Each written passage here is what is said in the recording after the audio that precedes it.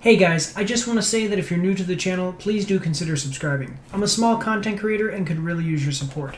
I live stream 100% of the gameplay for games that I review, and I'm also always trying to keep up with the big named movies that are being released. If you would like to support the channel monetarily, you can do so through PayPal, or even better yet, you can get yourself some merch from my Teespring store. If you want to get better connected, you can do so through the social links in the description below, and please do consider joining the Discord. If you do, you can voice chat with me through my headphones while I live stream, and you won't be recorded on YouTube or Twitch. That's all I've got, guys. I hope that you really enjoy the video. Do you love Dungeons & Dragons? Would you like to go on an adventure through the Forgotten Realms and experience a story with twists, turns, intrigue, excitement, battling of mythical monsters and amazing treasures awaiting you? Well, then you might want to go check out Baldur's Gate 3 by Larian Games.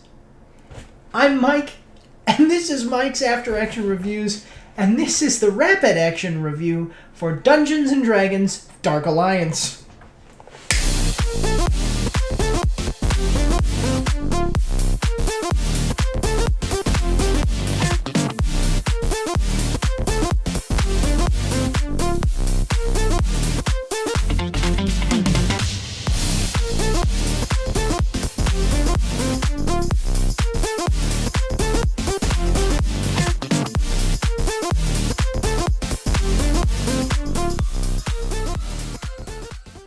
Okay guys, so seeing that this is a rapid action review, we're going to jump right into it here. Okay, so we're going to talk about who Dungeons & Dragons Dark Alliance is brought to us by. So developed by Tuck Games and Snowblind Studios. The publisher was Wizards of the Coast. So we have basically the story of the game, which is, so the game takes place after a great battle, which I'm assuming is the actual campaign that you would have played in the traditional Dungeons & Dragons paper and pencil RPG game, where you battle a mage who has been taken over and given power by a crystal, a dark crystal called Crenshinabon. Now, I have not played through this campaign. I'm not familiar with this, so all I'm telling you now is what I know. Okay, so there was a battle that takes place before the game, where all the people of a place called Ten Towns rise up and battle this mage, led by the four legendary heroes: Drizzt Do'Urden, Cady Bree, Bruenor Battlehammer, and Wulfgar, leader of a barbarian tribe. They battle this mage, they defeat him. Crenshinabon actually abandons him, he loses his power, and Crenshinabon is lost. Now we're to where the game is. Well, the game kind of tells you that all of these evil groups have come to the Icewind Dale, which is where the game takes place, in order to find Crenshinabon, this crystal, and gain ultimate power. And your objective is to fight them off and make sure that the crystal stays lost. Now, I can tell you that the opening intro, so the story of this game works like an MMO almost. It kept making me think I was playing like World of Warcraft. You have these actually pretty decent cinematic cutscenes, and then nothing else. That's it. Each level, as far as the story goes, starts with a little cutscene where your character explains what you're gonna go do, and then the rest of the level that you play through and everything that you do actually has almost nothing to do really with, it's all related to the cutscene and what the character told you you're going to do, but actually you don't see the characters, you don't hear them talk. There's no story or anything like that in the actual levels themselves, except for minor dialogue where your character kind of does little passing lines. So, in other words, what I'm really telling you is that the story here is completely subpar, thrown together, held together by duct tape and freaking glue, and it is just bad. It is just bad.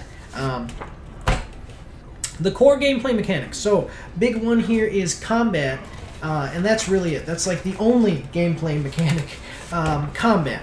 It has a solid base and poor follow-through. So I'm playing on PC, so basically left-click, right-click, and middle mouse button allows you, along with E and F and some of the keyboard keys, allow you to do certain combos and things, which was cool. I liked games where you can build up combos and things like that. Kind of like in the Spider-Man series where there's different buttons, and as you level up your character, you gain new combos. I like that kind of stuff. But poor follow through. They did not develop this enough to be really interesting. And the combos that you get kind of are bare bones, along with the trees that you get that you can progress your character's levels and stuff like that. There's 3 trees. There's like an attack tree, a defense tree, and a support tree for each character. I only played this game once with one character, so I played as Wolfgar. But the trees that you get, the tech trees for all of your stuff, is very bare bones. In combat, you have these weird difficulty spikes where the difficulty will be down here and all the enemies will be down here, and then all of a sudden, bam, you'll hit a boss, or maybe even not a boss, like a mini boss, where it'll be like way up here, and you're like, what the heck?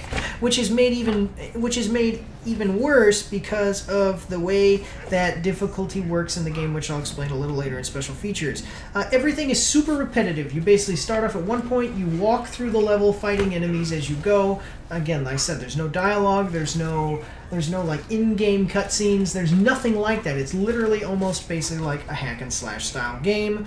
There's issues with getting caught in attack animations, which I hate, where I'm attacking and then, so I go to swing my weapon, and enemy starts to attack just slightly after that, and my reflexes say, okay, now I'm going to hit the space bar, which is like for block. But you can't block within your animations. You get caught in your own animations. That makes the combat just ridiculous. I hate when that happens. There is a bug on the PC that makes the game actually ignore your inputs, so I can run up to an enemy, click the mouse button like I'm going to attack him, and then my character just stands there. That really is irritating, and there's very little variation within the enemies. There's literally only 13 enemies, and they are copied and pasted throughout the game. Which actually kind of brings me back to the problem with the story. Throughout the game, I should have mentioned this in story, sorry. So throughout the game, there are parts where you start fighting the goblins, the next thing you're going to fight the dwarves. All of these groups are completely separate groups. There's a couple more groups, I'm just going to use these two as an example. Then you'll see where the goblins and the dwarves, the dark dwarves, the Duergar, you're fighting through the Duergar, and you'll see goblins helping them, actually fighting with you, and I'm wondering, and there's no story reason given why those enemies are battling, alongside each other to defeat you, but it just happens. That's all it is, and it's so ridiculous, and that's what I'm saying. Like, the story here is so underdeveloped. Nothing happened. It's like all that they did was take the Dungeons and Dragons campaign and say, well, what would happen afterwards, and literally just threw in, okay, well, we're gonna, Crunchinaban is lost, and we're gonna stop people from taking it again, and that's all that they did. Like, that's literally it. So anyway, we're going to move on to special features here. So, the biggest and most egregious thing is that you have a loot box-like gear system. So this is not where you can pay to get different loot boxes to gain gear and stuff, but it almost seems like they were going to put that in, but then because of the whole big loot box controversy, they said, wait, no, stop, don't do that, because that's going to be terrible. But basically, you collect gear as you go, which you cannot change. So you can't change your gear or customize your character during the level. And then once you get to the end of the level and return back to your base, you open up a chest and bam, all the loot comes out as like a loot box. It actually operates exactly like a loot box. And all of the gear, so there's only 13 armor sets. So basically meaning that after the first few levels, you'll just be getting gear duplicates no matter how high a level you get in the game, or later on there's not like special gear or anything like that. There's also this thing with skins, so you can change the skins of the gear, which I thought was just really dumb. It just makes the gear feel really watered down. So this, coming back to what I was telling you before, the difficulty levels, which are selected before you play each level, are designed only for multiplayer and so are not representative of the proper difficulty level for single player. This is the most terrible part of the game. Okay, the game is basically designed completely for multiplayer, where you have four playable characters. If you play single player, you're only going to have yourself solo. Okay, there are no NPC characters that come with you. So basically, so you're supposed to play with 4 players, multiplayer, but matchmaking sucks. You're going to get random leveled people. Even if you're going in, you are like level 50. Even if you're level 50, you can matchmake and do it. Unless you have a pre-made, you can try to go into matchmaking, and you'll get level 1 people who have no capability to help you with any of the levels. Also, when you go into each level, before you start the level, it'll give you a little thing where it tells you, like, hey, what level do you want the difficulty to be? The higher the difficulty level, the more and the rarer loot you get. But basically, the number is an average of your group, and it's supposed to be an average of 4. So in other words, 1,500 is supposed to be an average of 4 players 1,500 instead of just one single player. So if you're level 1,500 and you're going to go play single player and you go into the level, it's expecting you to have 4 people with you, 4 times the power that you have, all averaged at around 1,500. So if you pick 1,500, it is way too difficult, and basically, if you're going to play solo in this game, until you get really, really high level, you need to stay at the lowest difficulty setting. And also, another big thing is that enemies will feel great. Like, normal enemies will feel fine at, let's say, 1,500, okay?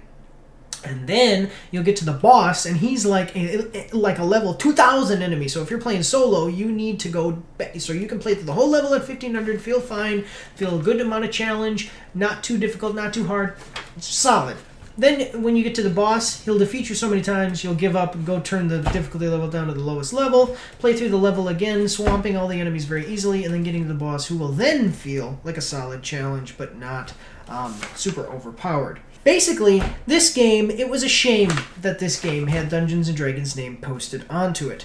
There is no Dark Alliance, and this is what I was saying before. In fact, there is no explanation given for why different groups within the game are fighting alongside each other during the levels. It's made to be played in multiplayer, but matchmaking sucks, placing you with random leveled allies. There literally is no story, just random levels. This is a cross between hack and slash and an action adventure, but lacks the key characteristics of each that make each fun. Hack and slash is usually just you have massive amounts of very easy enemies and you just smack them all around and kill them all very easily. You don't have that. So that would be like the fun part of hack and slash, but instead this game is just designed around hack and slash elements such as very little story, you just kind of run through levels, defeating enemies, okay, but you don't have that fun part. And then it's kind of like, it's designed in an action adventure in the way that you customize your character. They do give you like a little drip of a story, and you kind of have that idea, but again, it's not narrative driven, there's not as much, like the puzzles aren't as good, things like that. This game is a $40 game, regular, when you buy regular. I bought the deluxe edition for $60. They gave me 2 weapon skins, I only used one. The skin system, I said it sucks, and I also gave me an expansion pre-order, which I'm probably not ever going to play. I'm going to say that this game, this game was so repetitive and so just boring, it took me forever to get this review out because I had to actually beat the dang thing to be able to do the review. So I'm going to give this one 2 thumbs down, bad game. I can see where if you were to pay $10 for this game, maybe 15, I mean, if you really, really are super Dungeons & Dragons fan, maybe 20. I could see, maybe I would say like, this is probably a below average to average game, but that price point is too much, and it's Dungeons & Dragons. It's Dungeons & Dragons. This is a huge disappointment, especially when you think of the fact that, like I said at the beginning of the video, there is Baldur's Gate 3 coming out being developed right now, and you can play it in early access, and it is Dungeons & Dragons, and it is much, much, much better than this game. Go play that one rather than this one. That one is worth its price point. This one is basically poop. It is poop, people. Do not play it. That's all I've got. Thank you for watching. God bless y'all, and have a good day.